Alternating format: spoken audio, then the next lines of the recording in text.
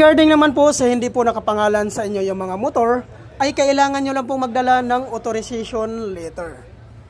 Kailangan po nakanotarize po yun at hingian nyo po ng one valid government IDC owner. Ipotocopy nyo po at papirmahin nyo po ng 3 beses sa baba. Tungkol naman po doon sa mga sikanhan po na pagkabili ng kanilang mga motor, ay kailangan nyo lang po magdala ng deed of sale. Kailangan po guys, nakanotarize po yun.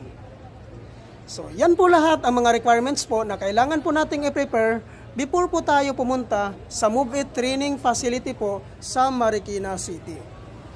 Saan po ba ito matatagpuan? I-pin location nyo lang po sa inyong mga Google Map ang Grab Warehouse Marikina.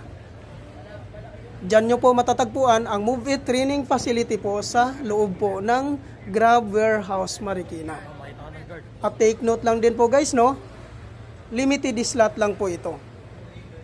400 applicants lang po ang tinatanggap po dito.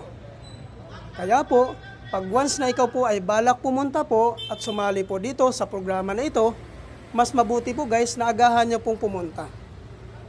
Para po, ikaw po ang mauna sa pila. So, ayan po guys, no? Malinaw po yan sa inyo guys, no? Yung mga requirements po about po dito sa programa na ito.